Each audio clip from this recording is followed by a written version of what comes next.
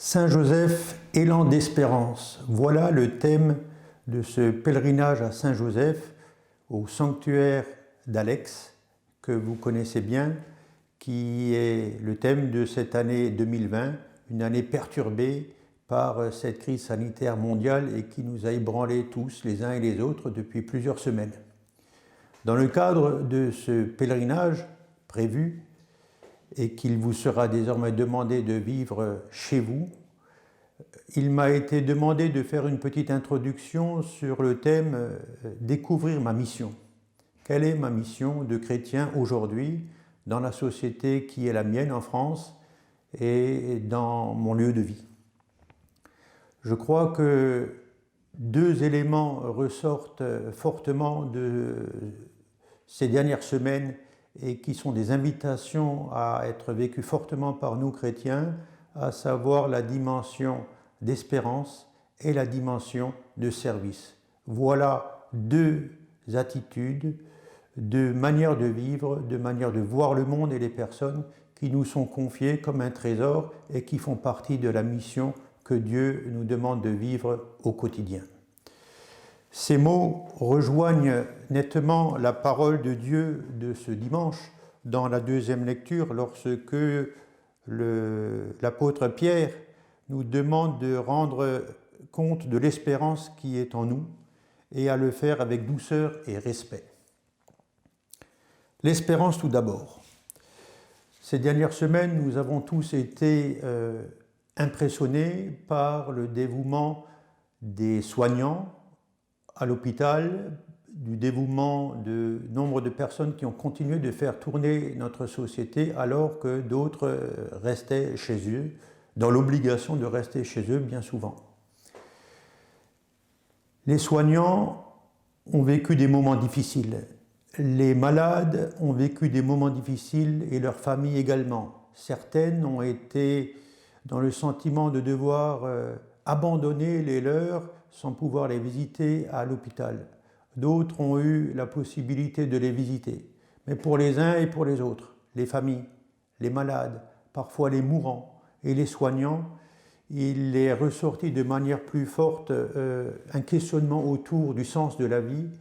Et pour ceux qui ont eu le bonheur de vivre cette expérience douloureuse marquée par la réalité de la foi, il en est ressorti souvent d'une manière nouvelle une lueur d'espérance. Je pense à cette amie qui m'a dit que lorsqu'elle a pu accompagner son père atteint du Covid et hospitalisé, elle n'avait pas pu le voir depuis 8 jours, et quand elle a pu avoir le droit de l'accompagner 1 heure dans la dernière après-midi de sa vie, il y a eu des échanges de regards, des attitudes de disponibilité et de son côté aussi comme une manière de dire « j'ai fait mon chemin, je suis prêt à partir, je ne vous abandonne pas, je vous fais confiance, faites-moi confiance aussi et maintenant laissez-moi partir ». Ce que m'a dit mon ami nous dit quelque chose de l'espérance chrétienne, à savoir que jusque dans les moments difficiles et jusque dans les moments de ce départ, il y a dans notre foi ce ressort de l'espérance qui est marquant et qui change quelque chose du contenu de nos vies. Et parce qu'il change quelque chose du contenu de nos vies, change aussi quelque chose dans notre manière d'appréhender les autres.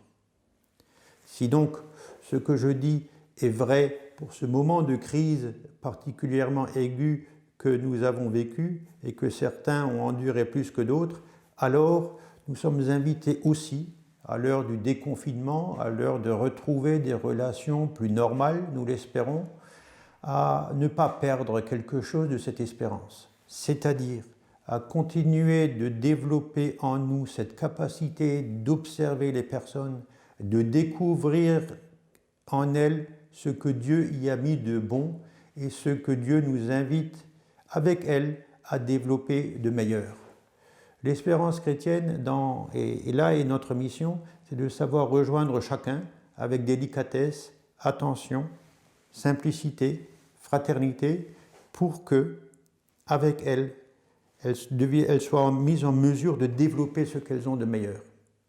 Sans la touche de l'espérance, il n'y a pas de croissance, il n'y a pas de développement du meilleur de nous-mêmes. Et si nous-mêmes avons parfois pu faire quelque chose de nos vies, c'est parce que d'autres personnes nous ont aimés et ont mis de la confiance et de l'espérance en nous.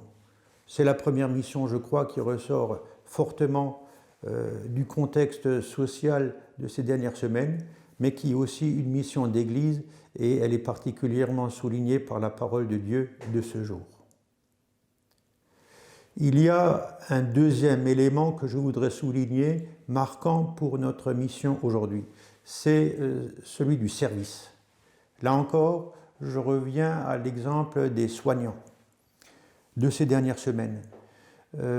Ils ont souvent vécu leur profession au-delà de ce qu'est une profession dans son sens normal, dans le sens d'un gagne-pain par exemple. Ils ont souvent vécu leur profession comme une vocation, comme un service, une mise à disposition d'eux-mêmes, de leur savoir, de leurs énergies, de leur savoir-faire, de leur attention, de leur amour pour les personnes qu'elles étaient appelées à soigner.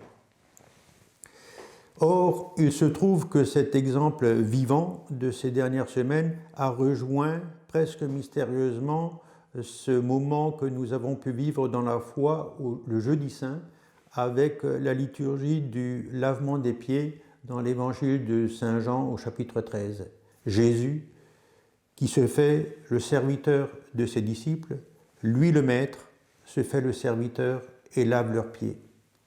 Si Jésus vit cela au jeudi saint, à la veille de donner sa vie pour ses amis, et qu'il termine ce passage de l'évangile en disant « Ce que moi-même j'ai fait pour vous, faites-le vous-même pour les autres », c'est donc que cette réalité du service, cette manière d'aborder les autres comme nous situant nous-mêmes dans l'attitude du serviteur à l'image de Jésus, inspire profondément ce que doit être la mission du chrétien dans le monde et sa manière d'aborder les relations avec les autres.